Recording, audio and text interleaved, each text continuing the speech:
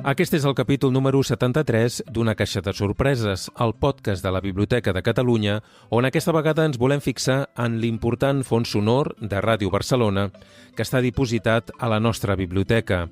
Una emissora aquesta, Ràdio Barcelona, que enguany celebra el seu centenari, i un capítol que farem aquesta vegada amb la col·laboració de la Margarida Ullate i Estanyol, directora de la Unitat de Sonors i Audiovisuals de la Biblioteca, i amb en Pol Cruells, bibliotecari en aquesta mateixa unitat.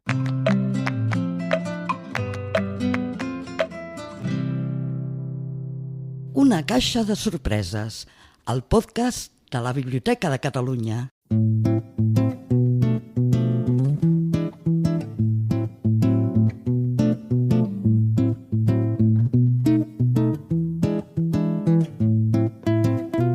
Margarida Ullate i Estanyol, la directora de la Unitat de Sonors i Audiovisuals de la Biblioteca de Catalunya, ens explica abans que res per què aquest fons de Ràdio Barcelona és tan important. El fons de Ràdio Barcelona he de dir que és pràcticament un terç del fons de la Unitat de Sonors i Audiovisuals de la Biblioteca de Catalunya.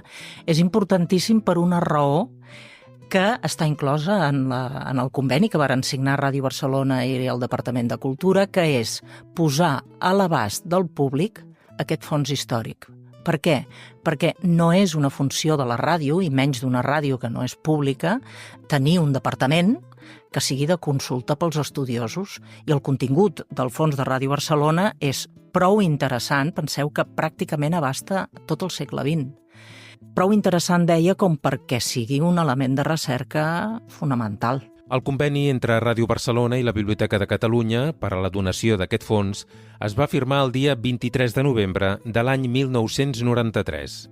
Aquest conveni, amb aquesta data, el van signar en Joan Guitart i Argell, que era aleshores el conseller de Cultura de la Generalitat de Catalunya, i Jesús de Polanco Gutiérrez, que era el president, o no sé quin càrrec devia tenir dins de la cadena SER, Ràdio Barcelona.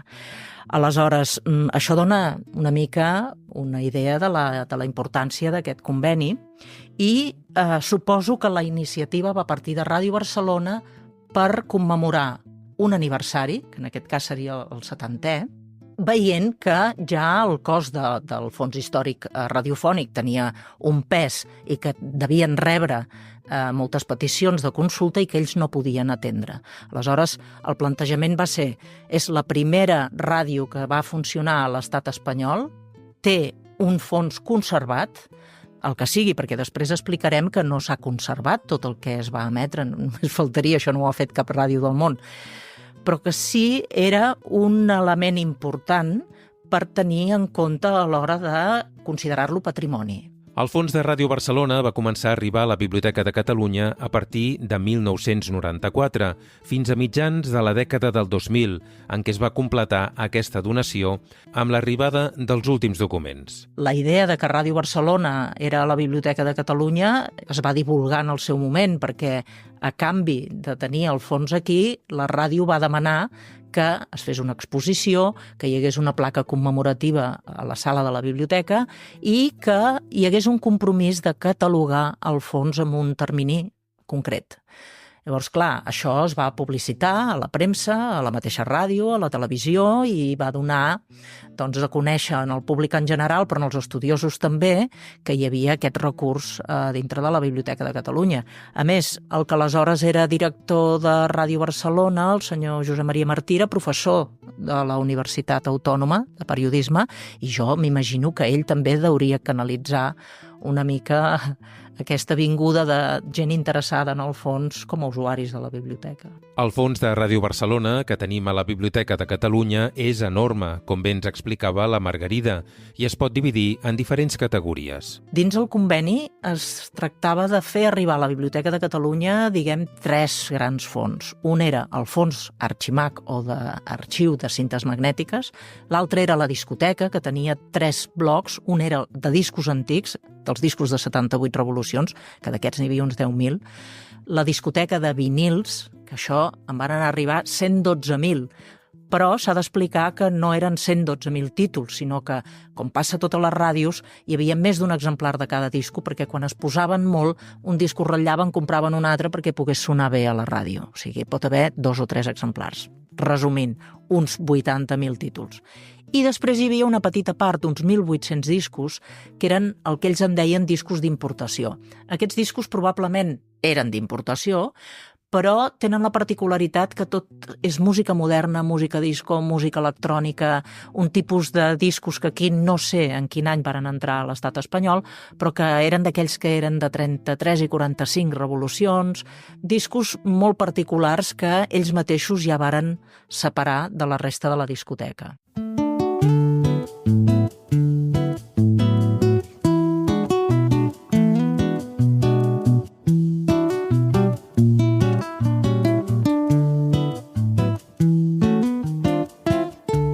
Un cop la Margarida Ullate i Estanyol, la directora de la Unitat de Sonors i Audiovisuals, ens ha explicat el contingut del Fons de Ràdio Barcelona i també com va arribar a la Biblioteca de Catalunya, ara ens fixarem en documents sonors concrets d'aquest fons, que és el que ha seleccionat en Pol Cruells per aquest capítol del podcast. L'any 94, quan se celebren els 70 anys de Ràdio Barcelona i s'assigna l'acord amb la Biblioteca de Catalunya, la Biblioteca de Catalunya publica un disc que es diu 78 revolucions per minut, una selecció dels fons de Ràdio Barcelona cedits a la Generalitat de Catalunya, que incloïa talls de música que procedien de la discoteca històrica dels discos de pedra que provenien de Ràdio Barcelona. Aquell mateix any, Ràdio Barcelona publica un triple CD que es diu 70 anys, Antologia Sentimental de Ràdio Barcelona. Tots els talls que escoltarem en el podcast d'avui provenen d'aquest triple CD, on un dels locutors històrics de Ràdio Barcelona, en Quico Sanchís, va introduint el que sentiràs. El 14 de novembre de 1924, Ràdio Barcelona va transmetre al món el primer missatge de la radiodifusió espanyola. La nostra emissora era la tercera d'Europa i va néixer a l'Hotel Colom, a la plaça de Catalunya. Era el mateix any que s'inaugurava el metro de Barcelona i el Barça celebrava les noces de plata. La nostra primera veu va ser la de Maria Sabater. La estación radiodifusora EAJ1 de Emisiones Radio Barcelona. Aquest triple CD, els 70 anys Antologia Sentimental de Ràdio Barcelona, actualitzava un doble LP de 1974, quan l'emissora va fer 50 anys, que es titulava 50 aniversario de Ràdio Barcelona, en castellà. Aquell triple CD actualitzava els continguts d'aquest doble LP dels anys 70 amb testimonis més recents, però també que ja no contenien potser una possible censura com la que hi havia en els anys 70. Ho dic perquè la majoria de consultes de tipus més històric o més clàssiques, més senzilles que té Ràdio Barcelona solen ser documents històrics de tipus Francesc Macià proclamant la República, Lluís Companys, personatges d'aquests històrics que ja estan recollits en aquests dos documents. Moltes de les consultes que arriben a la unitat, quan no són molt especialitzades, es podrien respondre amb aquests materials.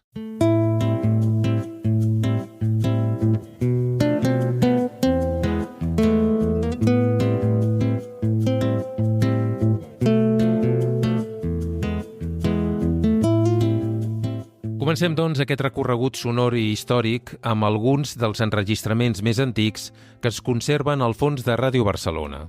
Alguns dels talls de veus més antigues que es conserven són, per exemple, les d'en Toreschi i el Milio, el seu personatge, un ventríloc que als anys 30 va ser molt conegut a Ràdio Barcelona i que també feia tasques de locutor. Vamos a ver, Milio, tus apellidos son...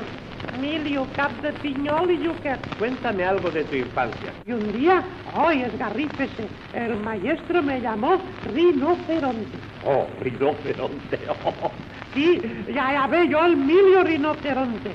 Basta de este color, me levanté, agarré el globo terráqueo de la mesa del maestro y pum, la tiro a la cabeza del ayudante. Toreschi era el pseudònim de Josep Maria Torres. Una altra cosa que tenim curiosa lligada al fons de Ràdio Barcelona, tot i que no va arribar per aquesta via, és un bust de Toreschi i un dels ninots Miliu que ell va fer servir. Tan bon punt els vam trobar, vàrem fer restaurar totes dues coses i s'ha exposat aquest nino a la biblioteca com a mínim una vegada en una jornada de portes obertes. I després pel 90è aniversari de Ràdio Barcelona. Es conserva a la Biblioteca de Catalunya, està en una caixa, pobret, que sembla que estigui en una caixa de morts, perquè, esclar, és un nino que fa metro 20 o metro 30. Li varen fer restaurar la roba, el cabell i l'articulació. És divertit que hagi arribat aquí per una via que no tenia res a veure amb el conveni de Ràdio Barcelona. Va ser una troballa que es va fer amb unes dependències de l'Ajuntament gairebé a sobre de la secció de música de la Biblioteca de Catalunya, amb un pis que la biblioteca no havia fet servir mai. Els hi van demanar permís per poder-lo utilitzar i llavors es va netejar, i en la neteja es va trobar, entre altres coses, això. Continuem escoltant més exemples sonors d'aquells primers anys de Ràdio Barcelona. Una altra de les veus històriques més sol·licitades són les de, per exemple, Francesc Macià proclamant la República de Catalunya el 1931.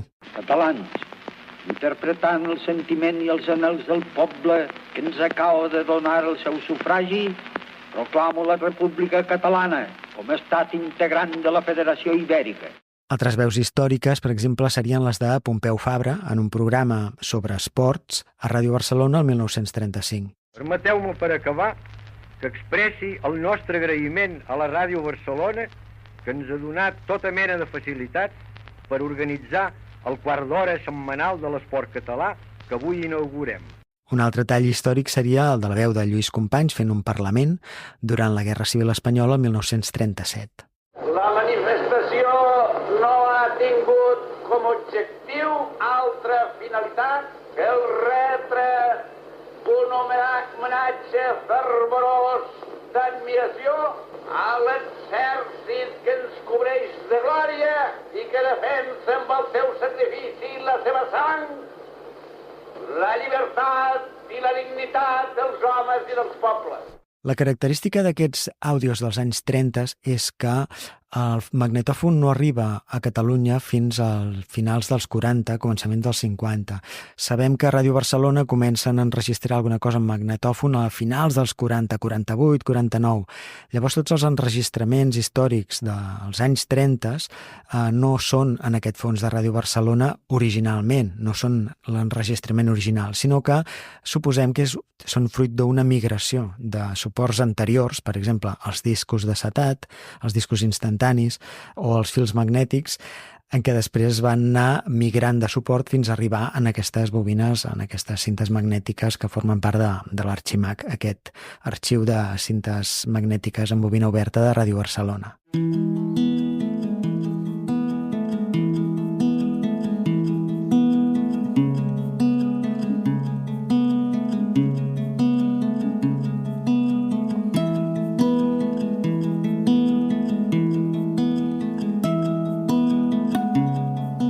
Com dèiem, el magnetòfon per enregistrar cinta magnètica no arriba a Barcelona fins a finals dels 40 i un dels documents més antics que tenim, que sabem que està enregistrat en cinta magnetofònica, és una cantada d'havaneres de 1948, al juny, en què un periodista, un reporter, va fins a la Costa Brava i enregistra uns intèrprets cantant.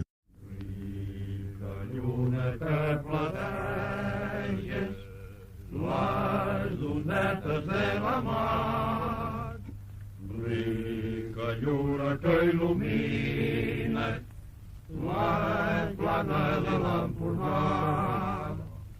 Rica lluna que plateja les donetes de la mar, rica lluna que il·lumina la plana de l'Empordà. El cellet fent-lo brincant del menú, el recipi dormiràs que espereu l'alba pel salut, el ric estiu. El fons de bobines de cinta magnètica de Ràdio Barcelona inclou diverses tipologies de continguts. Un dels més destacables és el dels radioteatres i radionovel·les, que són molt rellevants. N'hi ha fins i tot, jo diria, gairebé 400 títols, 300 i pico, amb molts en castellà, però també moltíssims en català, fins i tot als anys 50, als anys 60, durant el franquisme. Els locutors o actors de radioteatre d'aquesta època tenien molt ressò, eren gent que també treballaven en el teatre i en la música, per això es diuen actors de radionovel·la o de radioteatre. He sufrido tanto esta noche. Quiero. Necesito llorar. Y no puedo hacerlo. Pero tú no desesperes, amor mío. Dios nos dará otro hijo. Y aunque esto no suceda, seremos igualmente felices. Yo te necesito, Amparo. Te necesito. No me dejes. No me dejes. Aquest fragment que sentíem era de la radionovel·la Ama a Rosa, un serial radiofònic que va tenir molt d'èxit. L'enregistrament era de l'any 1959. També dels anys 50, un programa molt popular va ser el Consultorio d'Elena Francis, del que també tenim molts fragments del programa. Concretament, podríem escoltar aquest de l'any 56, on el consultori rep una pregunta.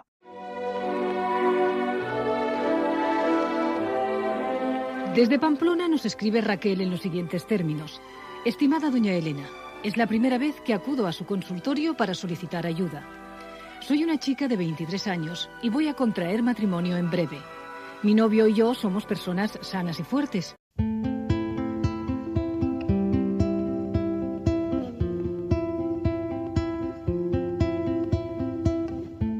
La veritable importància del Fons de Ràdio Barcelona per la Biblioteca de Catalunya és que és una documentació sonora, patrimonial, però de primer ordre, i està produïda dins l'àmbit lingüístic, territorial i cultural d'actuació de la pròpia Biblioteca de Catalunya.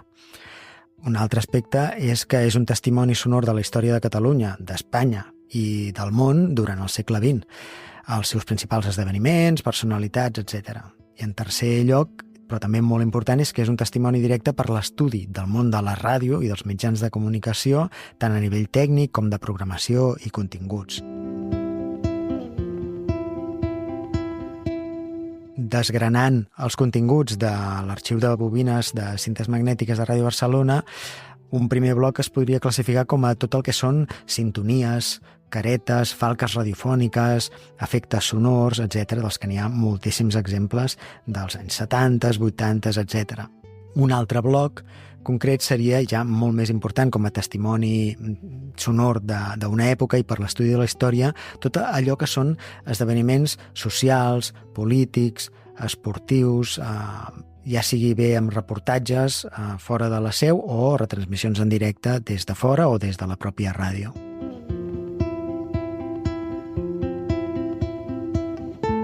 Un altre gran bloc seria tot allò relacionat amb la música, ja siguin esdeveniments musicals com programes musicals, de contingut musical.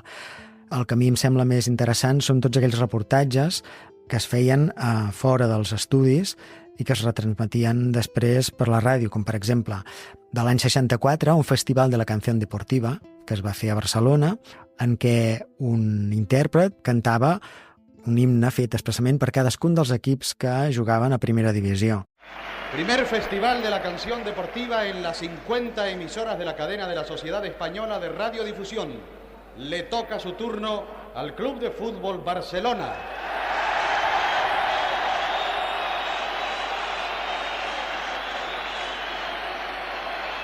La canción Escudo Azul y Grana, de Mureu y León Morrey. Canta Lita Torelló.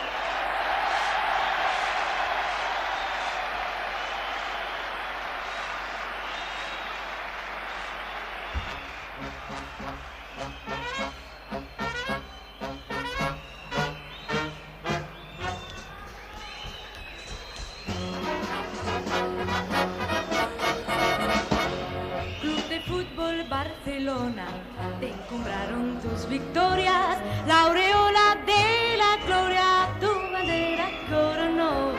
Club de Fútbol Barcelona, arrojan tus seguidores, van en pos de los colores que enaltecen tu blasón. Barça, Barça, Barça, un clamor en mil gargantas. Barça, Barça, Barça y la fe en el corazón. Club de Fútbol de Barcelona, de triunfos de galanas, y es tu escudo azul y grana, tu nobleza y tu valor.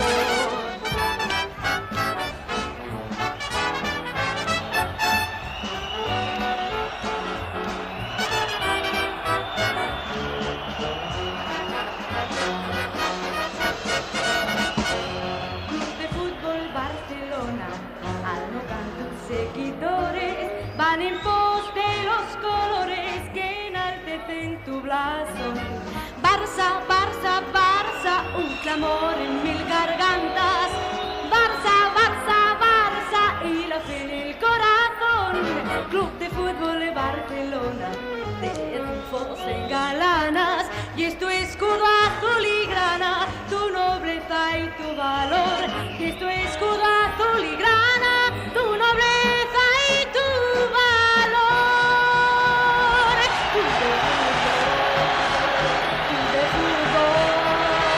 Club de Fútbol, Barcelona.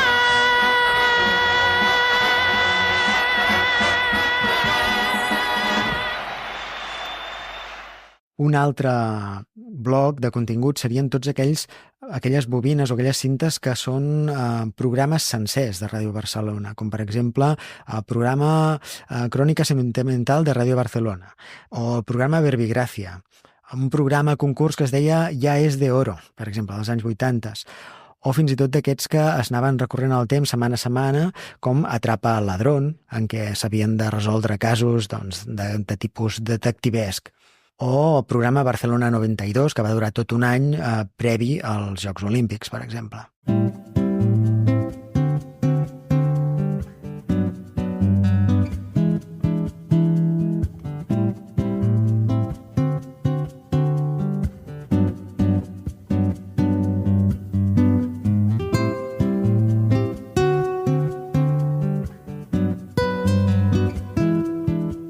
Un altre cas, per exemple, seria el del concert de Barcelona per Mèxic, organitzat per Plácido Domingo i l'Orquestra Ciutat de Barcelona l'any 86 per recaptar fons pel terratrèmol que hi va haver el 1985 a Mèxic, on es calcula que hi va haver aproximadament 10.000 morts. Con todo cariño y con todo respeto, voy a cantarles algo que es muy querido en Cataluña, la canción del emigrante.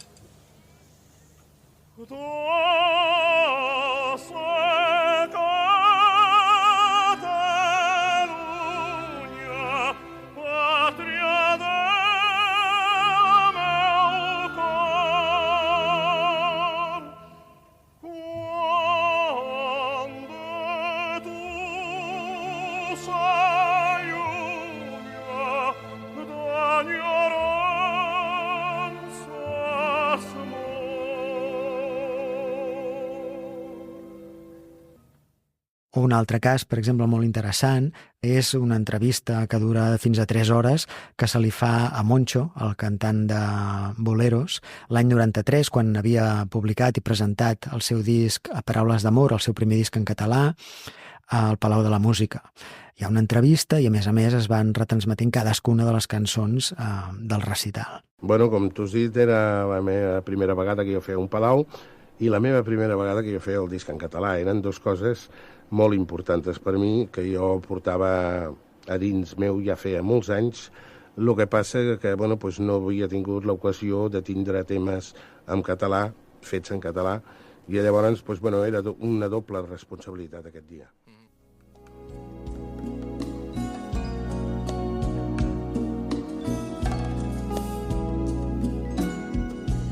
Si és veritat que l'home pot morir però mai l'idea que el sol surt per tothom i un Déu ens vetlla i que la dona i l'or ho poden tot. Si és veritat que el futur penja d'un fil prim, que la fe mou muntanyes, la vida pel davant. Si és veritat que val la pena fer-ho bé i que el treball dignifica perquè la gent s'avorreix de... Dins d'aquest gran bloc dels esdeveniments musicals podem escoltar, per exemple, Joan Manuel Serrat en un recital que va fer al Palau de la Música l'any 1967. Paraules d'amor.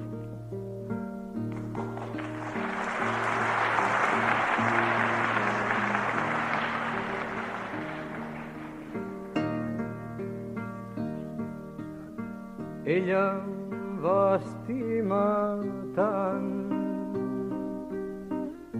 jo me l'estimo encara. Plegats vam travessar una porta tancada. Continuem amb en Pol Cruells escoltant una selecció del ric fons sonor de Ràdio Barcelona que conservem a la Biblioteca de Catalunya. Un altre gran bloc de continguts són tots aquells referents a entrevistes, debats, rodes de premsa, tertúlies, etc. Tots els personatges dels anys 50, 60, 70, 80 que us podeu imaginar pràcticament dintre de la vida cultural o social de Barcelona i de Catalunya d'aquella època tenen el seu moment a Ràdio Barcelona. Aquests talls són molt interessants perquè et permeten escoltar la veu darrere del personatge. Personatges molt coneguts que han arribat fins als nostres dies, com per exemple l'alcalde de Barcelona, Porcioles, del que tothom ha sentit alguna cosa, però fins que no sents com parla no et fas un retrat real del personatge que hi ha darrere d'aquesta veu. Lo más destacado o lo más importante de Barcelona en estos 16 años, señor Porcioles, ¿qué ha sido para usted?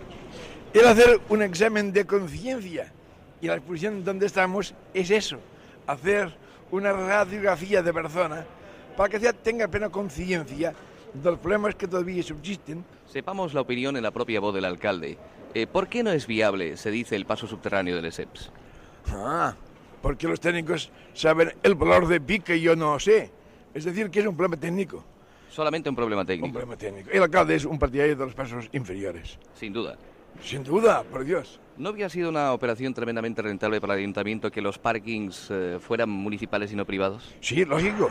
Pero como no tenemos dinero para hacerlo, hemos utilizado una especie de truco económico perfectamente admitido en la ley, que es ir a la concesión administrativa, con lo cual evitamos un desembolso de un dinero que no podíamos tener, resolvemos una necesidad y al cabo de unos años el patrimonio de Barcelona se incrementa con los aparcamientos. Dins d'aquest gran bloc d'entrevistes podem escoltar altres personatges no polítics, com per exemple artistes, fins i tot, per exemple, Salvador Dalí replicant a Joan Miró en una polèmica que va durar diversos dies als anys 60. ¿Sabe usted que Miró ha dicho que usted es solo un pintor de corbatas? Me ha hecho mucha gracia esa cosa de Miró porque precisamente él, como todos los pintores abstractos, el único camino que les queda es de evolucionar hacia el arte meramente decorativo. Sens dubte, el bloc per mi més rellevant de les cintes de Ràdio Barcelona és aquell que fa referència als esdeveniments socials, polítics, esportius, que tenien lloc dins de la història quotidiana de Catalunya. Molts d'aquests reportatges inclouen esdeveniments que tenen lloc a la ciutat o al país i són d'una importància cabdal dintre de la història, ja que contenen testimonis del moment. Una de les notícies més impactants i que va generar tot un servei d'informació en directe a Ràdio Barcelona va ser el de les riuades de 1962 al Vallès, on davant l'emergència creada per aquestes inundacions, reporters com en Joaquín Soler Serrano es va posar a entrevistar en directe a tots els testimonis que va poder i fins i tot va endegar una campanya de solidaritat per recaptar fons per les víctimes. Juan Montil pide noticias de la familia Barrera Roldán que residen en Tarrasa. Francisco Barrera suplica noticias de la familia Antonio Moscoso, Reina y Manuel Parejo, viven en Tarrasa. Antonio Barragán desea saber noticias de Gabriel Cabra García, barrio del Besós, Canadrià. Dins els anys 70, ja amb un prisma molt més aperturista, Ràdio Barcelona segueix emetent en català, però obrint-se en tota la programació. Per exemple, el partit entre el Futbol Club Barcelona i la Unió Deportiva Las Palmes, on Joaquim Maria Puyal retransmet íntegrament el partit en català i canta el primer gol en català. Contraatac de l'equip canari bastant ràpid, per cert. Niskens defenent, de cap, ha tret la pilota fora de l'àrea, Mafifa lluita, també Niskens que ve des de darrere, aquest home és sensacional, facultats, Nis que se l'emporta la pilota cap en Cruyff, el Cruyff està dins de l'àrea, això pot ser gol, compte, gol!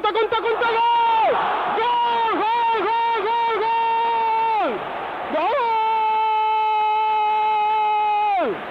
En Cruyff ha fotut un golaç! Un altre gran bloc de fons són els que es consideren documents per Ràdio Barcelona.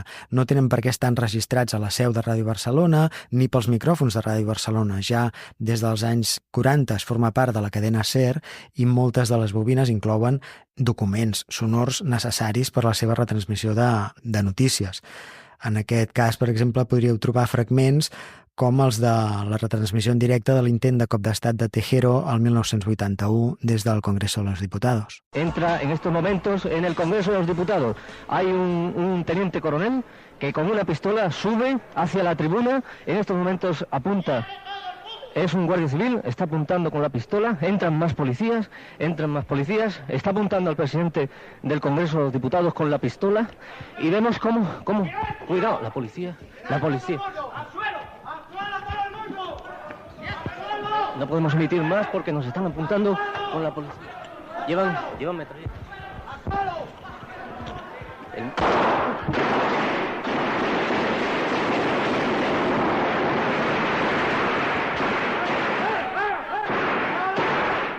Un altre exemple rellevant d'esdeveniments que tenien lloc i es retransmetien en directe amb el peu de carrer, que Ràdio Barcelona té testimonis en directe, és el de l'atemptat d'ETA a l'hipercor de Barcelona a la Meridiana el 1987, on es pot sentir els testimonis que en aquell moment van ser entrevistats a peu de carrer. He entrado a comprar, estaba haciendo mis compras y de golpe he oído como un ruido, como un trueno, como si viniera de lejos, y de golpe un gran estruendo, un gran cráter, como un gran túnel de fuego que ha salido no sé de dónde, después he sabido que ha venido de abajo, nos ha levantado todos, la onda expansiva nos ha tirado contra los mostradores, han empezado a salir cristales. Tot i que als anys 90 Ràdio Barcelona ja va començar a fer servir un sistema digital per enregistrar i emmagatzemar tota la programació de la ràdio, com que les bobines, tot aquest fons va anar arribant a la Biblioteca de Catalunya a partir del 2005, realment el gran gruix, com a bloc, ens trobem amb alguns continguts de finals dels anys 90. Per exemple, el programa especial de l'enllaç entre Iñaki Urdangarín i la infanta Cristina de Borbó l'any 97.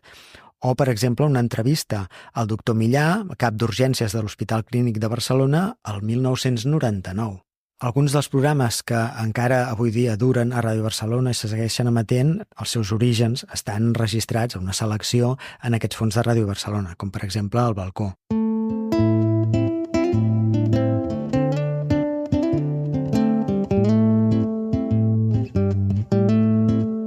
Després d'escoltar aquesta gran selecció de documents sonors provinents de Ràdio Barcelona que conservem a la Biblioteca de Catalunya, en Pol Cruells ens explica ara com ho hem de fer per poder consultar tot aquest material.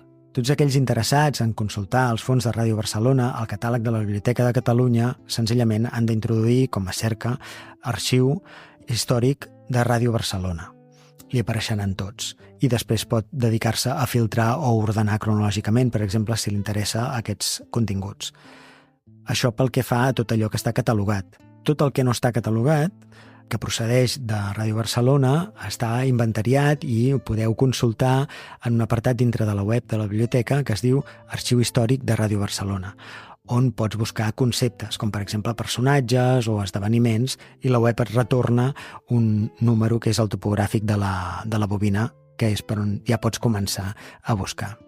Un altre apartat dins de la web que et dona una visió molt àmplia d'aquest conjunt documental és l'apartat de fons i col·leccions de la Biblioteca de Catalunya. Hi ha una fitxa específica per Ràdio Barcelona. En allà es desglossen els 4 tipus de fons més importants i també estan enllaçades totes les eines de cerca més importants i pràctiques per consultar el fons. El Pol és la persona de la Biblioteca de Catalunya que cataloga habitualment aquest fons de Ràdio Barcelona. Treballant amb aquest material aprens moltíssimes coses sobre la història recent del teu país, però també posant veu a les cares conegudes que potser no havies sentit mai. També em fascina la quantitat de materials inèdits que estan dins d'aquest fons i que no han vist mai la llum. siguin esdeveniments musicals, com entrevistes, com testimonis. Sempre que dic materials inèdits em refereixo a que no estan editats comercialment, perquè inèdits, des del moment en què es radiodifonen públicament, ja no són inèdits. Qualsevol persona en qualsevol moment podia posar a enregistrar allò que sonava per la ràdio i tindrà una còpia exactament igual que la que tenim nosaltres. I em fascina el fet que és un document d'informació de primera mà, en el sentit que tothom pot especular sobre què opinava tal o qual persona, però que el que realment aquella persona opinava o deia està reflectit en el que va dir, que és el seu pensament expressat a través d'ell mateix o en el que va escriure. Fins i tot et diria que el que va escriure hi ha una certa reflexió prèvia, en canvi quan t'entrevisten dius el que et passa pel cap realment en primer lloc. Personatges històrics polítics rellevants com Tarradellas, Pujol, Roca, o de l'àmbit espanyol, Fraga, Suárez, etc., tenen moltes entrevistes a Ràdio Barcelona en diferents moments de la història i es pot veure fins i tot una evolució, segurament, del seu pensament. També personatges artístics en moments entrevistats quan no s'ho esperaven. Per exemple, en esdeveniments especials com entregues de premis, entregues de medalles, etc. Fent les tasques de catalogació et pots trobar amb algunes sorpreses. Recentment, catalogant una retransmissió entre el Barça i el Madrid, a Saragossa, en Joaquim Maria Puyal comenta que té assegut a la grada al seu costat com a comentaristes especials d'aquell dia en Antoni Ros Marbà, en Josep Maria Espinàs i en Tisner, Evelicianer Tisner, que van introduint els seus comentaris mentre té lloc al partit de futbol. I aquests són testimonis sonors totalment espontanis que estaven amagats en aquesta bobina i que, bueno, si no es cataloga i es descriuen al catàleg, doncs no arriben a ningú. Ara fa unes setmanes en Pol va participar en un congrés internacional parlant precisament d'aquest fons de Ràdio Barcelona que es conserva a la Biblioteca de Catalunya. Enguany, el 2024, se celebra el centenari de Ràdio Barcelona. Aprofitant l'ocasió i aprofitant també que Cadena Ser i Ràdio Barcelona han fet una web nova on es veu una cronologia amb tot de testimonis sonors, petits talls on es va veient la història de la ràdio i també la història dels esdeveniments socials i polítics del segle XX, hem aprofitat per presentar una petita ponència sobre el fons de Ràdio Barcelona i la feina que ha estat fent la Biblioteca de Catalunya al congrés anual que ha fet la IASA, l'Associació Internacional d'Arxius Sonors i Audiovisuals, que va tenir lloc a València aquest mes de setembre.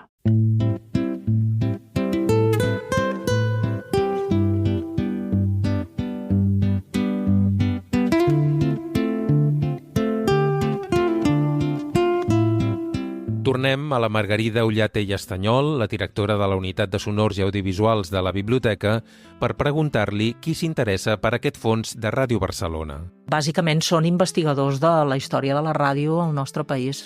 Pot ser que hi hagi una consulta temàtica, jo ara mateix no recordo, però en general volen saber si poden trobar un document concret d'un any determinat, perquè saben que es va radiar, i ho saben perquè tenen dades de la premsa o d'allà on sigui, però el que no saben és que hi va haver una selecció abans de conformar un arxiu de cintes magnètiques a Ràdio Barcelona, perquè les cintes eren tan cares i el manteniment d'un arxiu també, que, esclar, la ràdio feien una selecció, això ho fan a tot arreu. És a dir, això és important, preveiem que tindrà una importància en el futur, ho guardem.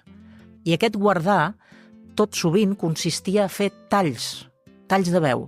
És a dir, necessitarem tenir aquesta persona, la veu d'aquesta persona com a referent d'una notícia X que pugui venir en el futur. Programes grans, sencers, també n'hi ha, però jo diria que amb un percentatge més petit. És a dir, era costós guardar els programes sencers.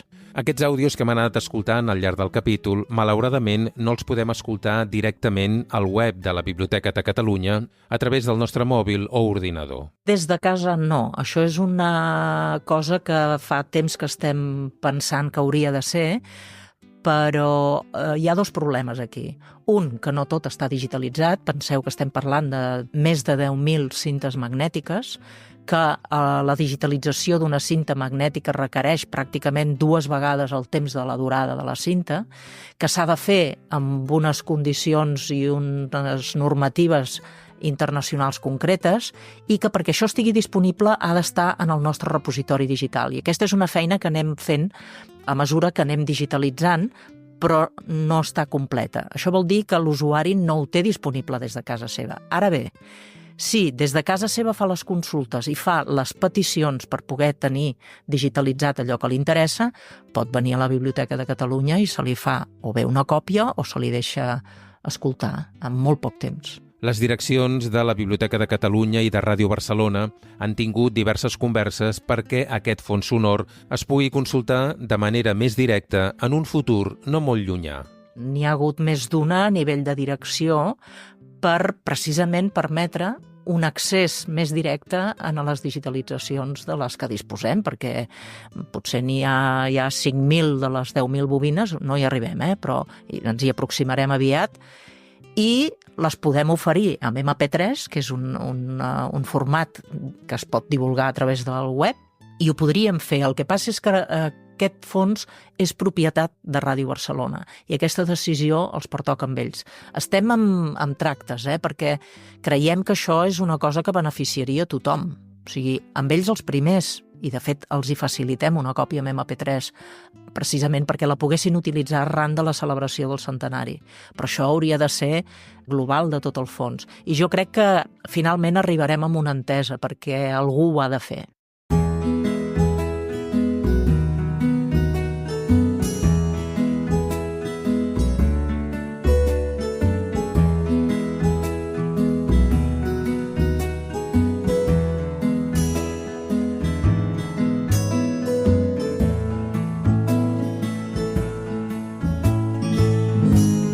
Fins aquí arriba el capítol número 73 d'Una caixa de sorpreses, el podcast de la Biblioteca de Catalunya, que aquesta vegada hem volgut dedicar a Ràdio Barcelona i al seu fons històric conservat a la Biblioteca de Catalunya amb motiu del centenari de l'emissora. Si tot allò que ens han explicat la Margarida Ollate i Estanyol i en Pol Cruells t'ha fet venir ganes de saber-ne més, t'hem deixat uns quants enllaços a la part de les notes d'aquest capítol a la pàgina web del podcast, que és bnc.cat/podcast. També t'animem a compartir aquest capítol amb tot aquell qui creguis que li pot interessar i que ens deixis qualsevol opinió o comentari, ja sigui a la pàgina web del podcast, com a Spotify, iVoox o YouTube, on també podràs trobar aquest àudio. Moltes gràcies per haver arribat fins aquí i fins al pròxim podcast.